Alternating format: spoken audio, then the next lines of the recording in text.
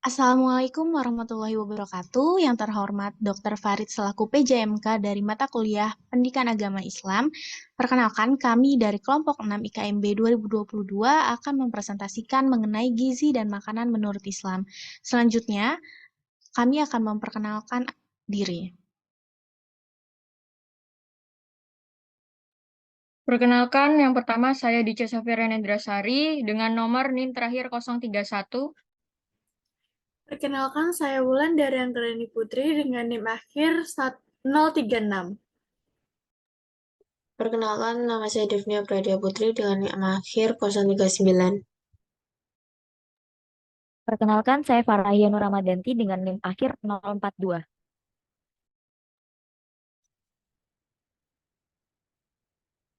Perkenalkan, nama saya Nabila Faikotun Naswa dengan NIM akhir 048. Perkenalkan, nama saya Najwa Salsabila dengan NIM akhir 057. Perkenalkan, nama saya Firna Rifianti dengan NIM akhir 058. Perkenalkan, saya Zahra Sabita Harifir Ramadhani dengan NIM terakhir 157. Perkenalkan, nama saya Clara Stalavina dengan NIM akhir 169. Perkenalkan, nama saya Ulia Sarli Amrila dengan NIM akhir 174. Selanjutnya akan dilanjutkan pada topik daftar isi. Di sini kami akan ada bab 1 pendahuluan, bab 2 tinjauan pustaka, bab 3 pembahasan, dan terakhir bab 4 penutup. Boleh next?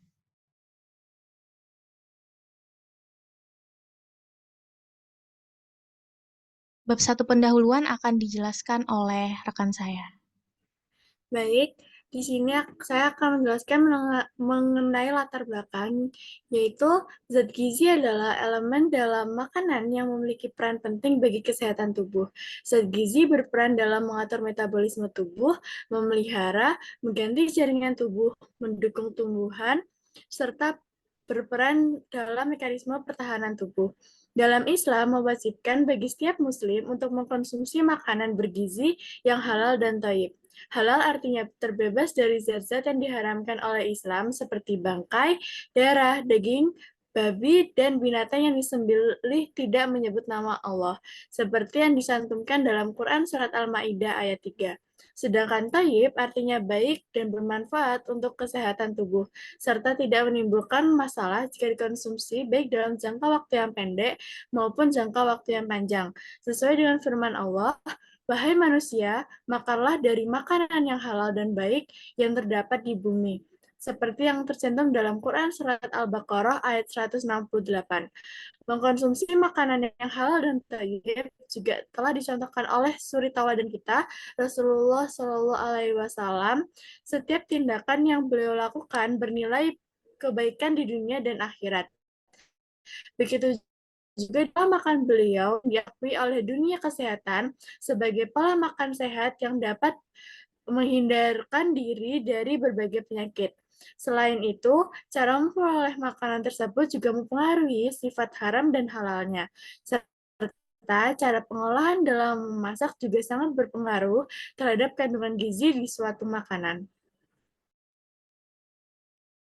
Selanjutnya, dari belakangnya dijelaskan rumusan masalah. Yang pertama yaitu bagaimana konsep gizi dan makanan menurut perspektif Islam. Yang kedua, bagaimana hukum makanan dalam Islam. Yang ketiga, apa saja jenis dan syarat makanan halal untuk dikonsumsi. Yang keempat, apa saja jenis dan syarat makanan haram untuk dikonsumsi. Dan yang terakhir, apakah konsep halal dan haram menurut perspektif Islam sejalan dengan pandangan seorang Muslim? Kemudian diambil tujuan yang pertama yaitu untuk mengetahui konsep gizi dan makanan menurut perspektif Islam. Yang kedua, untuk mengetahui hukum makanan dalam Islam. Yang ketiga, untuk mengetahui jenis dan syarat makanan halal untuk dikonsumsi. Yang keempat, untuk mengetahui jenis dan syarat makanan haram untuk dikonsumsi.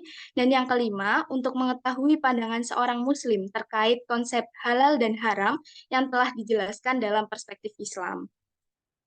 Selanjutnya, pada bagian manfaat, bagi penulis dapat menjadi bahan untuk analisis, mengkaji, dan memberikan ilmu baru, serta menambah sudut pandang kepada penulis mengenai konsep makanan dan gizi, beserta dengan jenis dan syarat menurut perspektif Islam.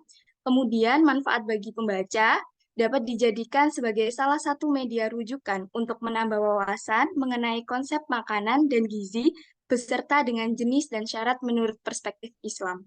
Tak hanya itu, diharapkan pembaca dapat memahami dengan baik terkait konsep makanan dan gizi, beserta dengan jenis dan syarat menurut perspektif Islam, serta dapat menjadi bahan diskusi bagi pembaca. Baik, terima kasih atas kesempatan yang telah diberikan kepada saya. Di sini saya akan menjelaskan bagian bab 2, yaitu tinjauan pustaka. Di sini saya akan menjelaskan mengenai 2.1 dan juga 2.2. Nah, di sini ada 2.1 mengenai pengertian gizi secara umum, di mana menurut KBBI sendiri disebutkan bahwa gizi adalah zat makanan yang diperlukan bagi pertumbuhan dan kesehatan badan.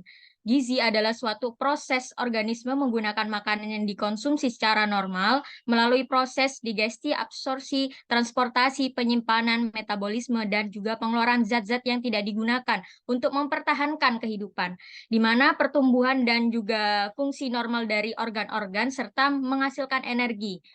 Kata gizi merupakan kata yang relatif baru dikenal pada tahun 1857. Selanjutnya, kata gizi ini berasal dari bahasa Arab yaitu gidza yang berarti makanan. Kalau misalnya di dalam bahasa Inggris ini adalah food, menyatakan makanan, pangan, bahan makanan.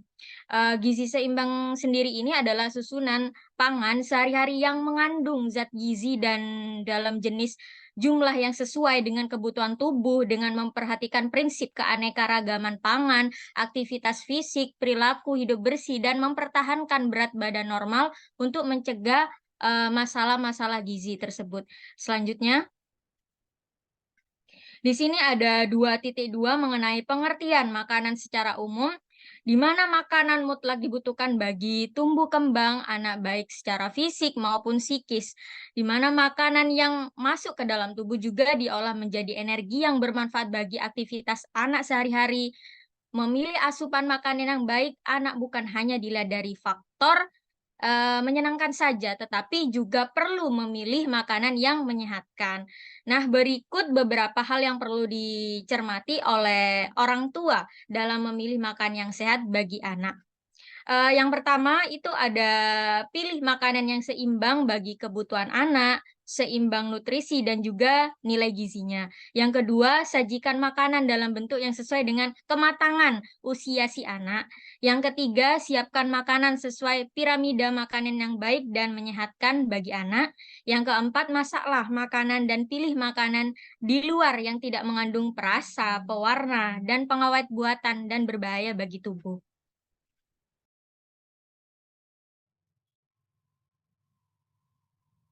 Selanjutnya, saya akan membahas mengenai konsep makanan menurut perspektif Islam. Makanan dalam Islam juga sangat diperhatikan secara etimologi, yaitu ta'am yang berarti makanan. Allah Subhanahu wa Ta'ala memperhatikan apabila seorang makan, maka akan menjadi rasa nikmat dan puas. Namun, terkadang kita manusia menjadi lalai mengenai manfaat makanan yang untuk menjaga kelangsungan hidupnya, bukan sebaliknya, hidup untuk makan. Segala sesuatu, baik berupa tumbuhan, buah-buahan, dan binatang, pada dasarnya adalah halal dimakan, kecuali apabila nas Al-Quran atau Al-Hadis yang mengharamkannya. Ada kemungkinan sesuatu itu menjadi haram karena mengandung mudarat atau bahaya bagi kehidupan manusia. Nah, di sini dalam Islam, syarat makanan halal dan toyib atau baik bagi tubuh dan kesehatan adalah halal karena zatnya seperti nasi, telur, dan bahan makanan lainnya. Yang kedua adalah halal cara mendapatkannya seperti dengan bekerja, tidak mencuri, tidak menyolong, dan lain-lain. Dan yang ketiga, halal karena proses atau cara pengolahannya. Karena meskipun bahan makanannya tersebut halal, akan tetapi cara pengolahan atau cara penyembelihannya itu tidak sesuai dengan hukum Islam, maka daging tersebut akan menjadi haram.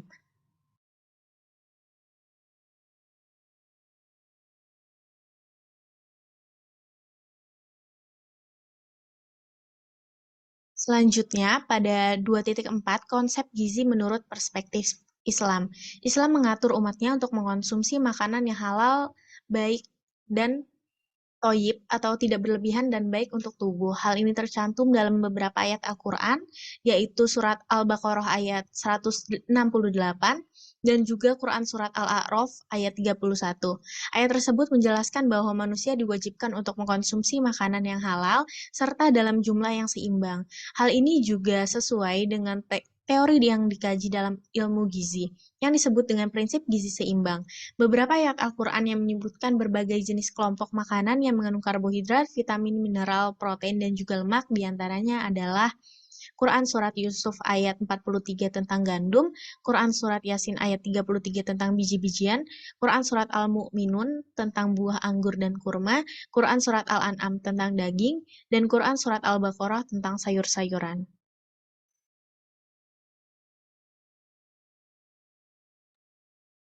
Selanjutnya yaitu pada poin 2.5 tentang ayat-ayat Al-Quran tentang makanan dan minuman.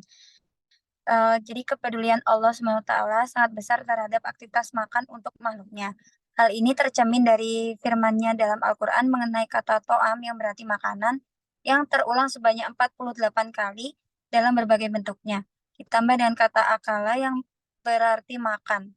Sebagai kata kerja yang tertulis sebanyak 109 kali dalam berbagai derivasinya, termasuk perintah makanlah sebanyak 27 kali.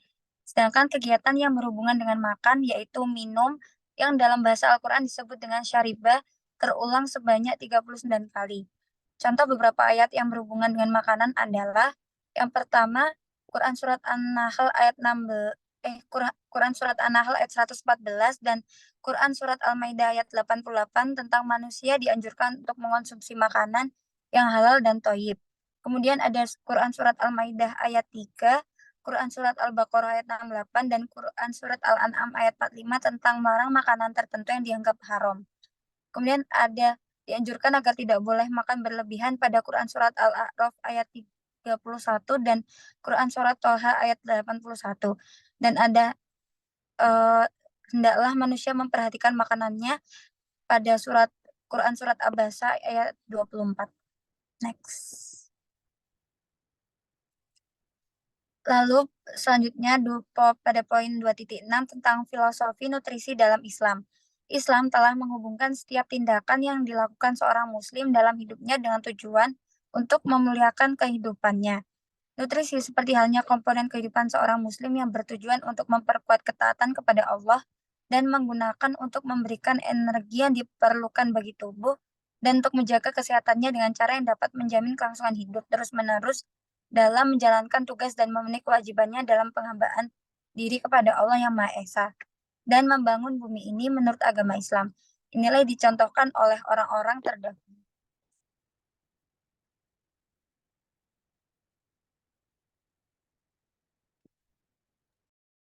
Selanjutnya ke bab 3 yaitu pembahasan.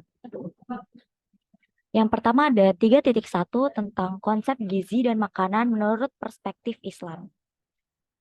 Islam mengatur setiap aspek kehidupan manusia termasuk bidang kesehatan dan juga gizi. Islam mewajibkan umatnya untuk mengkonsumsi makanan halal yang baik dan tidak berlebihan. Hal ini tertuang dalam beberapa ayat Al-Quran yang menjelaskan aturan makanan dan minuman dalam surat Al-Baqarah ayat 168 dan surat Al-A'raf ayat 31. Dalam ayat tersebut ditegaskan bahwa manusia diharuskan memakan makanan yang memenuhi ketentuan halal dan juga mempertahankan keseimbangan dalam jumlahnya. Konsep ini sejalan dengan prinsip gizi seimbang yang terdapat dalam ilmu gizi. Next.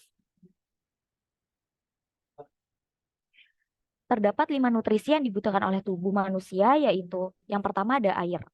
Manusia membutuhkan sekitar 3 hingga 4 liter air per hari. Dalam Al-Quran telah disebutkan dalam surat Al-Anbiya ayat 30 dan Al-Waqi'ah ayat 68. Yang kedua ada karbohidrat. Karbohidrat merupakan sumber energi utama dalam makanan manusia. Fungsi karbohidrat tidak hanya sebagai sumber energi, melainkan juga sebagai fungsi keberlangsungan proses metabolisme dalam tubuh. Terdapat pada surat Yasin ayat 33 tentang makanan yang berupa biji-bijian. Yang ketiga ada lemak. Lemak sebagai energi panas bagi tubuh. 2 kali lipat lemak energi yang diperoleh dari gula. Pentingnya lemak juga karena lemak mengandung asam lemak yang dibutuhkan tubuh tetapi tidak dapat diproduksi yang digunakan dalam pembangunan dan perbaikan sel. Dalam Al-Quran dituliskan penggunaan minyak dalam makanan sebagaimana tertulis pada surat Al-Mu'min ayat 20. Selanjutnya yang keempat ada protein. Klasifikasi utama protein dibagi menjadi dua kategori, yaitu protein hewani yang diperoleh dari sumber hewan dan protein nabati yang berasal dari tumbuhan. Mengenai bahan makanan hewani dan darat, Al-Quran memberikan petunjuk melalui surat Al-Mu'min ayat 79. Dan yang terakhir ada vitamin. Vitamin merupakan sekelompok senyawa organik dengan komposisi kompleks. Dibutuhkan oleh tubuh manusia dalam jumlah yang relatif kecil dan diperlukan untuk memelihara perkembangan tubuh dan melindungi dari penyakit. Dalam Al-Quran secara jelas menganjurkan agar manusia makan sayur mayur sebagaimana terdapat dalam surat Yunus ayat 24.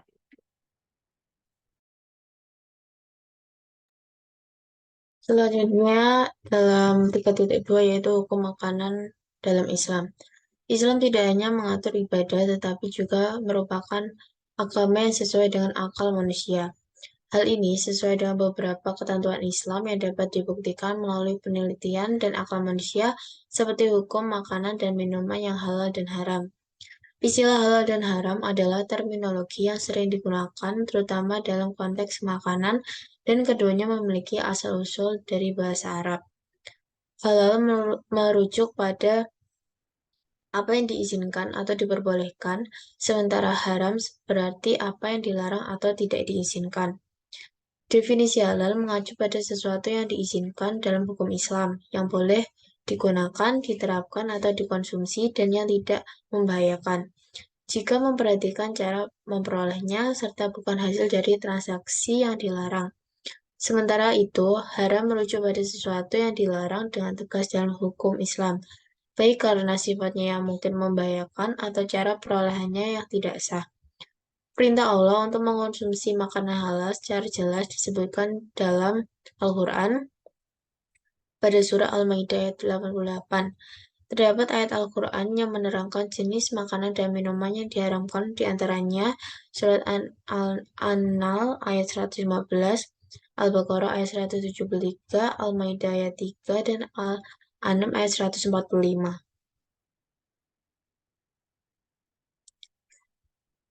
Selanjutnya yaitu jenis dan syarat makanan halal untuk dikonsumsi. Secara hukum Al-Quran dan hadis memberikan kriteria bahwa makanan halal itu adalah thayyib atau halalan thayyiban. Maksud halalan thayyiban menurut Syed Sabit terangkum dalam 3 hal, yaitu yang pertama sesuai selera alamiah manusia, yang kedua bermanfaat dan tidak membahayakan tubuh manusia, yang ketiga diperoleh dengan cara yang benar dan digunakan untuk hal yang benar. Selain itu, syarat kehalalan makanan juga bisa dilihat dari halal zatnya, halal cara memperolehnya, dan halal cara pengolahannya. Para ulama menjelaskan jenis makanan yang halal sebagai berikut. Yang pertama, makanan nabati berupa tumbuh-tumbuhan, biji-bijian, dan buah-buahan selama tidak membahayakan tubuh. Yang kedua, minuman seperti air, susu, dari hewan yang boleh dimakan dagingnya, kopi, dan coklat. Yang ketiga yaitu makanan hewani terdiri dari binatang darat dan air. Hukum binatang darat baik liar maupun jinak adalah halal selain yang diharamkan syariat. Begitu juga binatang air dalam pendapat yang paling sahih adalah halal kecuali yang membahayakan. Hal ini dijelaskan dalam hadis Nabi SAW ketika ditanya tentang bersuci. Kemudian perintah untuk mengonsumsi makanan atau minuman yang halal telah dijelaskan dalam banyak ayat di Al-Quran.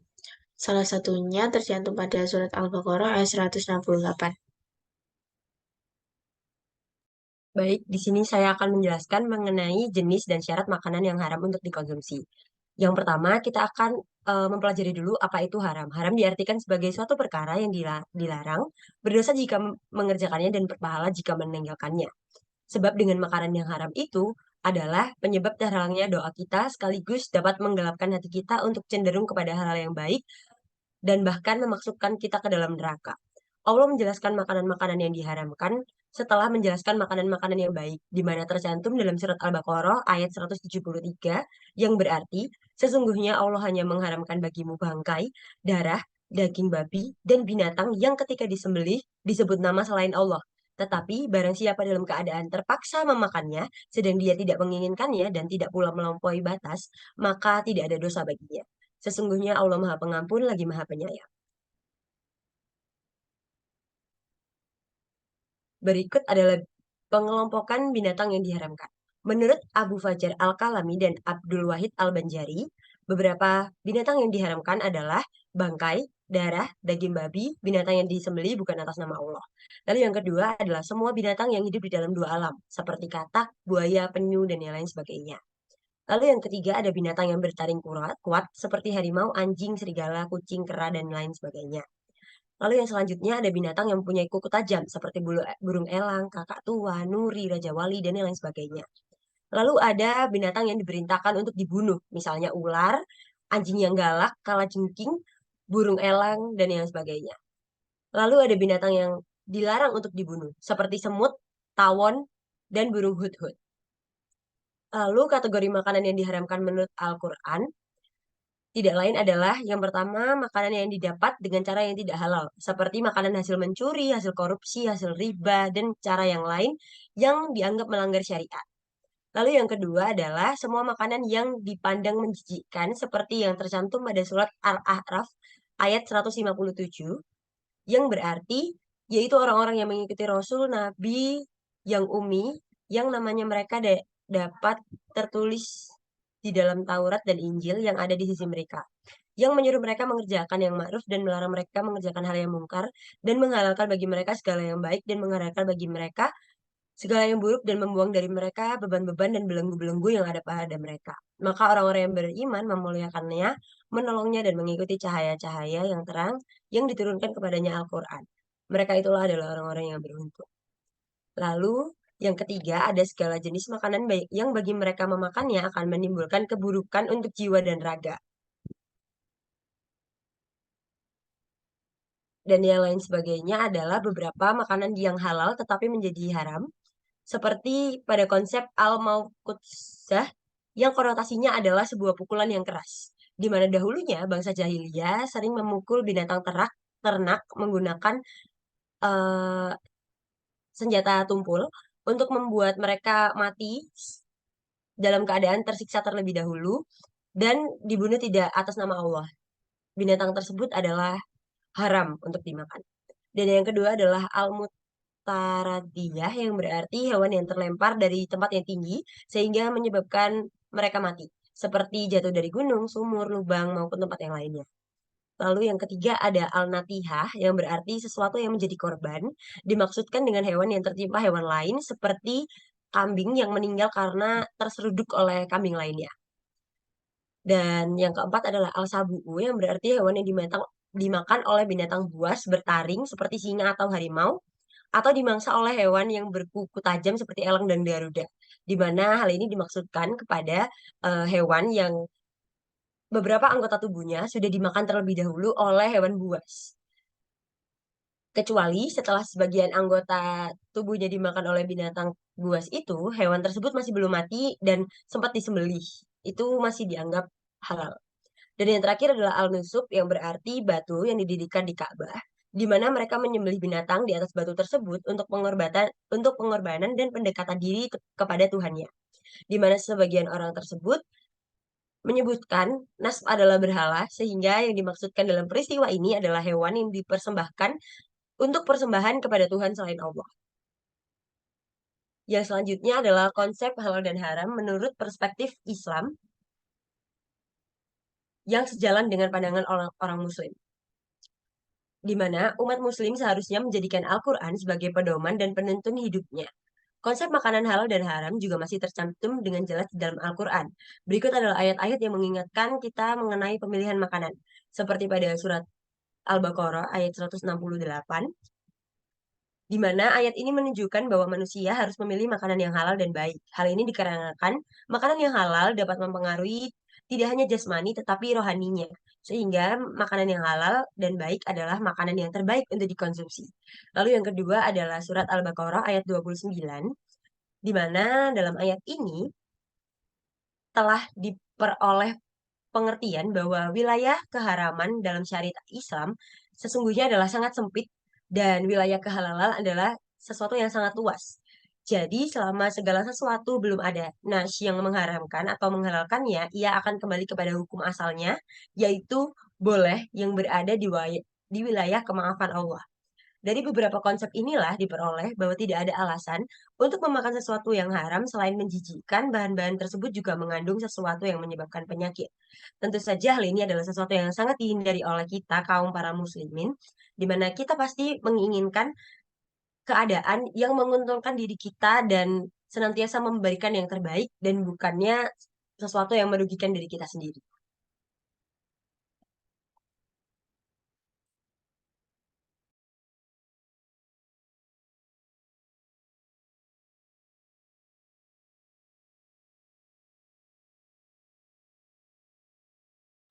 Baik, selanjutnya adalah kesimpulan. Dari berbagai penjelasan yang telah disampaikan oleh anggota kelompok 6 tadi, dapat disimpulkan dengan 3 poin utama, yaitu yang pertama mengenai gizi seimbang untuk menjaga kesehatan dan peran berbagai gizi dalam menunjang aktivitas dan fungsi tubuh sehari-hari. Selain itu, dalam Islam juga ditekankan bahwasannya sangat penting mengkonsumsi makanan halal dan menjauhi makanan yang haram, syubhat, dan juga makruh. Karena dalam Islam sendiri, hal ini dianggap sebagai salah satu syarat makanan bergizi. Dalam Islam sendiri, hal ini juga dipertegas dengan firman-firman Allah yang tercantum dalam Al-Quran, yang tadi juga sudah disebutkan oleh anggota kelompok 6 yang telah dijelaskan juga, yang menjelaskan sebagian besar menjelaskan bahwa agama Islam ini sangat memperhatikan kualitas makanan dengan cara yang halal dan juga tidak merugikan orang lain. Oke, selanjutnya subbagian 4.2 yaitu saran. Dalam Islam, menjaga kesehatan tubuh itu merupakan salah satu bentuk ibadah. Nah, karena itu penting untuk mempertahankan pola makan seimbang yang mencakup berbagai nutrisi penting untuk kesehatan dan fungsi tubuh. Terus kita juga harus mengikuti pedoman pola makan Al-Quran, termasuk mengkonsumsi makanan halal dan thayyib, serta menghindari makanan yang dianggap haram. Juga kita harus menghindari makan berlebihan. Salah satu caranya adalah makan dengan porsi yang tepat dan berhenti saat merasa sudah 80% kenyang.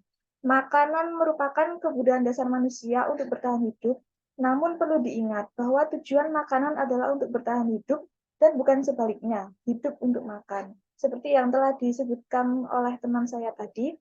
Terus untuk menjaga kesehatan tubuh, kita harus memperhatikan pola makan yang seimbang dan mengandung banyak nutrisi yang penting. Sekian. Baik, selanjutnya ini adalah referensi yang kami gunakan.